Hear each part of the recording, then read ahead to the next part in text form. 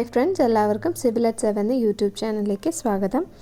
ഇന്നത്തെ വീഡിയോയിൽ നമ്മൾ ഇറിഗേഷൻ എന്ന് പറഞ്ഞ സബ്ജക്റ്റിലെ ക്വസ്റ്റ്യൻസ് ആണ് ഡിസ്കസ് ചെയ്യാൻ പോകുന്നത്. സോ ആദ്യത്തെ ക്വസ്റ്റ്യൻ നോക്കാം. Pure rocks or gravel foundations are suitable for option A earth dam, option B rock fill dam, option C low concrete gravity dam, option D all of the above. Answer വരെ option D all of these ആണ്.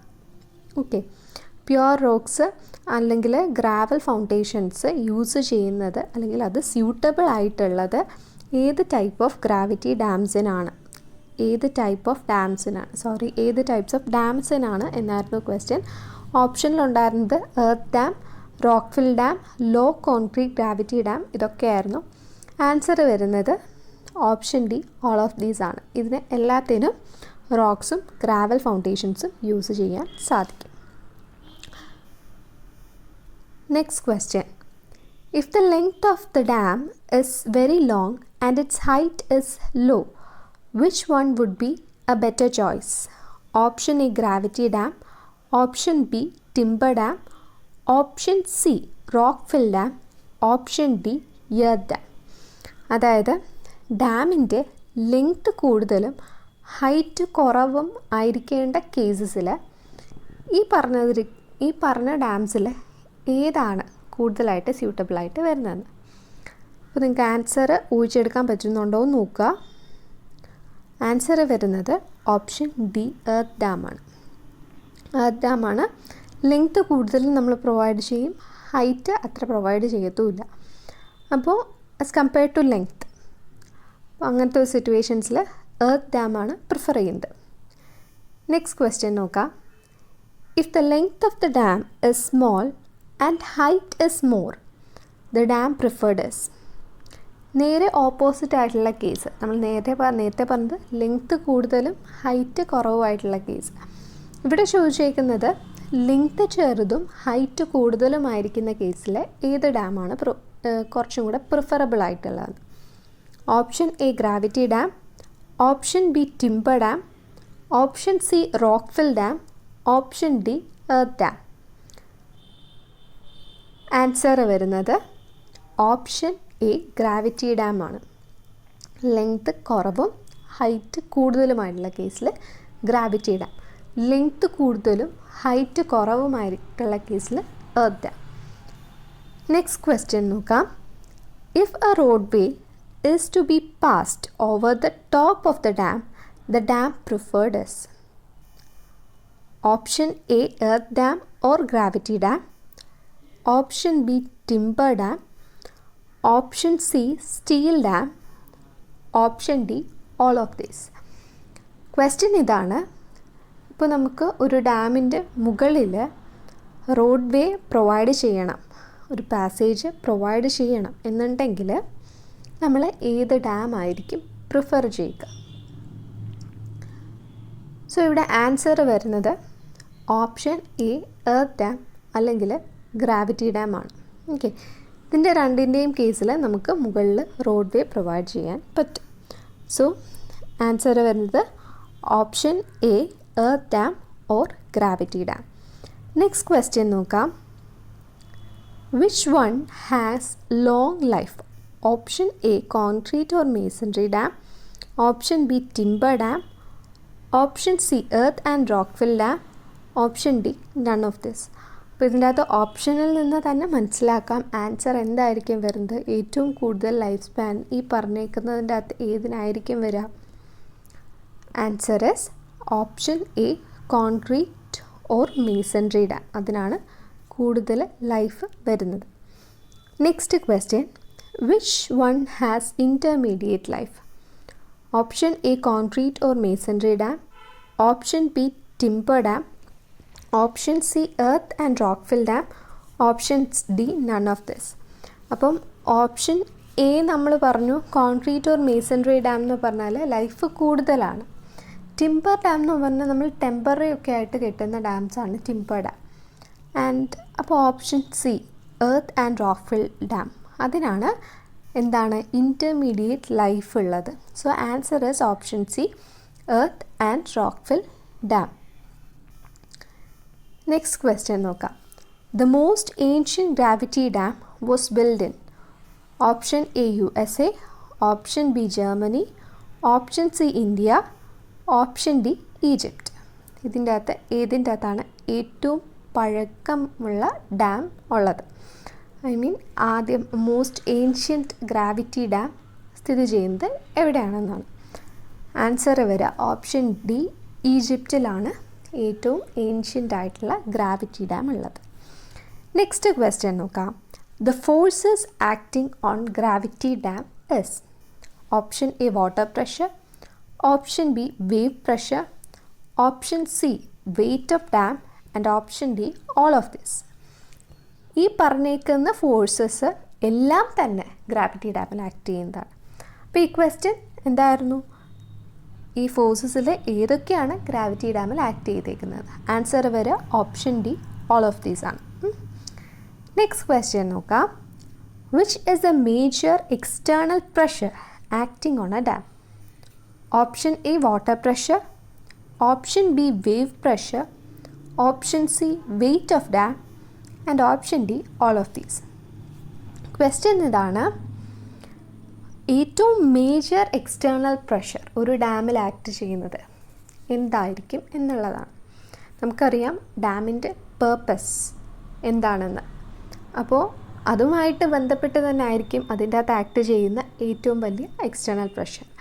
Answer വരെ option A water പ്രഷറാണ്. ഡാമിൽ act ചെയ്യുന്ന major external pressure. ബാക്കിയെല്ലാം ഉണ്ട്, wave പ്രഷറുണ്ട്, weight of dam act ചെയ്യുന്നുണ്ട്, ഇതെല്ലാം ആക്ട് ചെയ്യുന്നുണ്ട്. പക്ഷേ major pressure acting on dam is water pressure.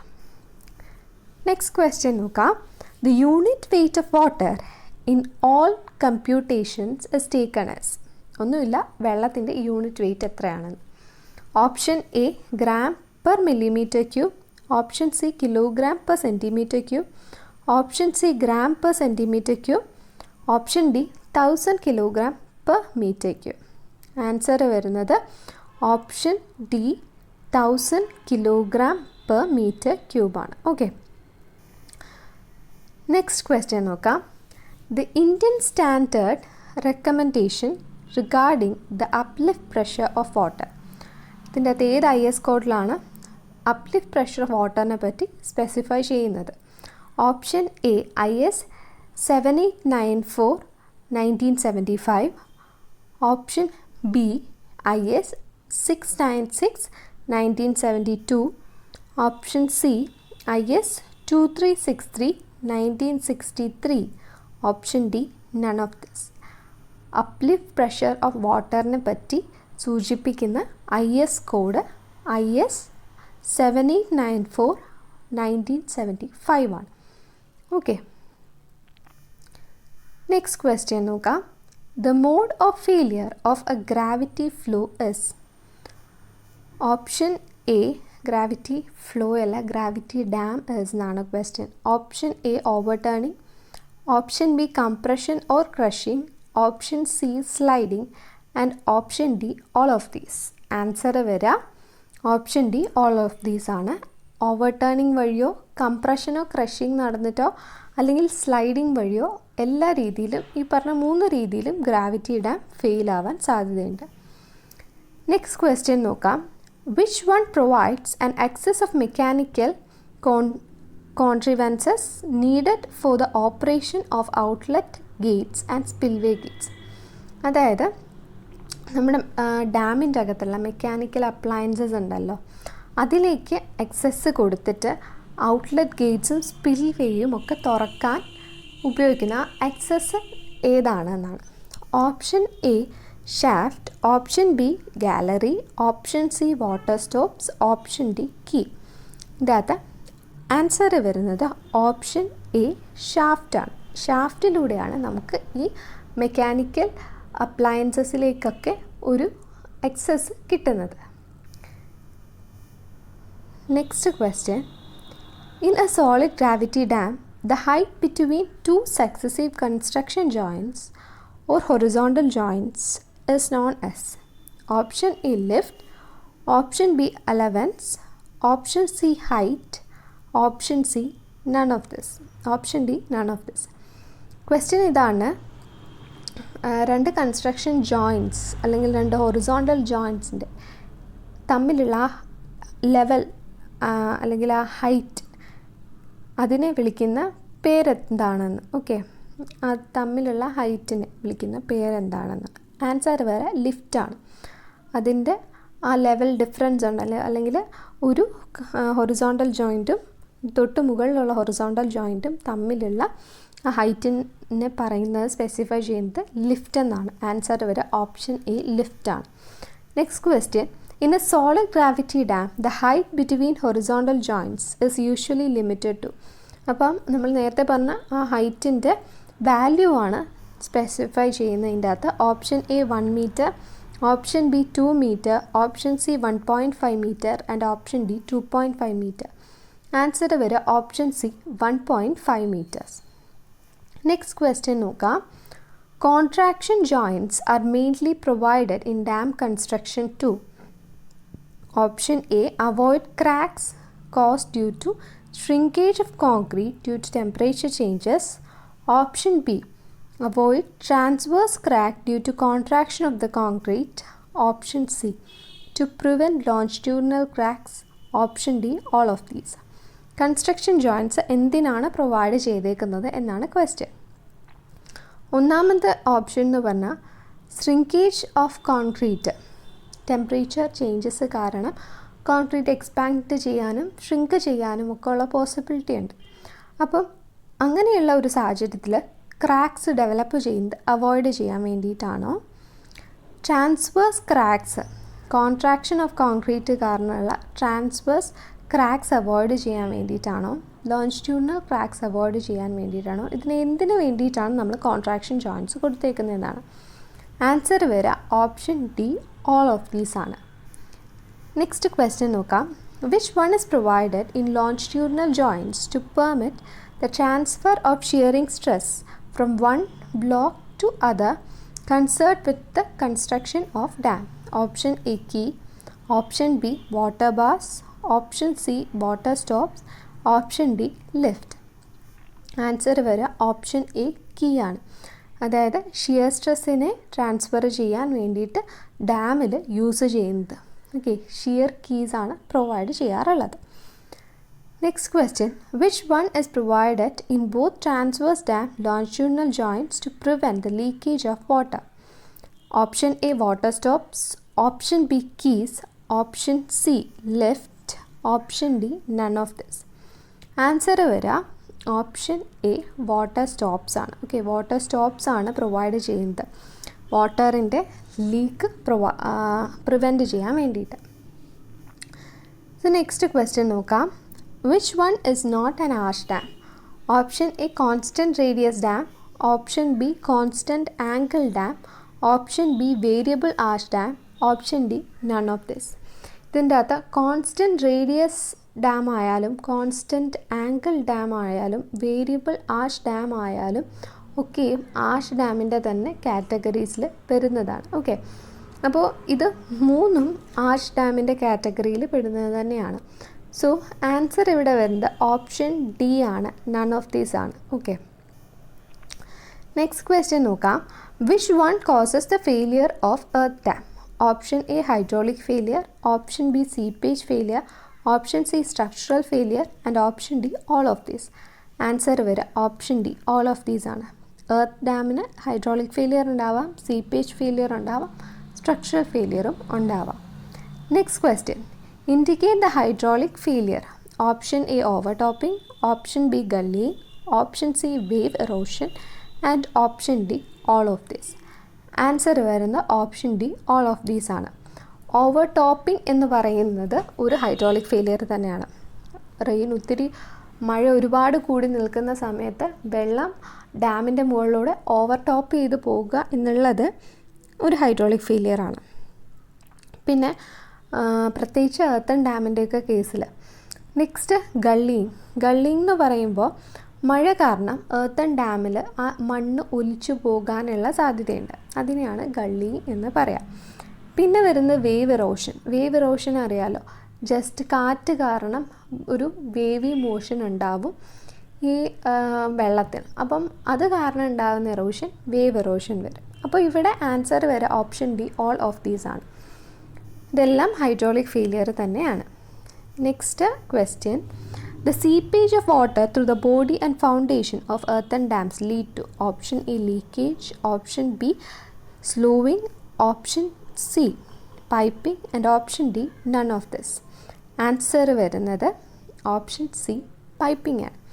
അതായത് ഒരു എർത്തൺ ഡാമിൻ്റെ അകത്തൂടെയോ അല്ലെങ്കിൽ അതിൻ്റെ ഫൗണ്ടേഷൻ്റെ അകത്തൂടെയോ വെള്ളം ലീക്ക് ചെയ്ത് പോവുകയാണെന്നുണ്ടെങ്കിൽ അതിനെ വിളിക്കുന്ന പേര് പൈപ്പിംഗ് ഫെയിലിയർ ആണ് അവിടെ സംഭവിക്കുന്നത്.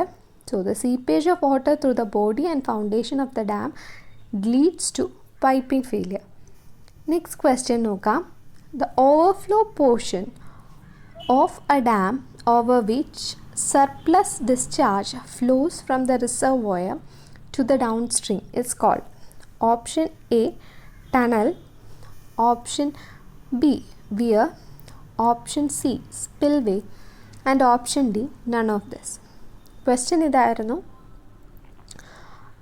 the overflow portion of the dam over which surplus discharge ഉണ്ടല്ലോ, ഇത് ഫ്ലഡൊക്കെ വരാൻ ഒരുപാട് വെള്ളം ഡാമിൽ കെട്ടിക്കിടന്ന് അവസാനം ഡാം തുറന്ന് വിടേണ്ട ഒരു അവസ്ഥ വരുമല്ലോ. അപ്പം ആ സമയത്ത് ആ ഒരു ഓവർഫ്ലോ പോർഷൻ ഓഫ് ദ ഡാമിനെ വിളിക്കുന്ന, സർപ്ലസ് ഡിസ്ചാർജ് ഫ്ലോ ചെയ്യുന്ന ഓവർഫ്ലോ പോർഷൻ ഓഫ് എ ഡാമിനെ വിളിക്കുന്ന പേരെന്താണെന്നാണ്. ആൻസർ വരിക ഓപ്ഷൻ സി സ്പിൽവേ ആണ്. സ്പിൽവേ വഴിയാണ് വാട്ടർ അപ്സ്ട്രീമിൽ നിന്നും ഡൗൺ സ്ട്രീമിലേക്ക് എത്തിക്കുന്നത്. നെക്സ്റ്റ് ക്വസ്റ്റ്യൻ നോക്കാം.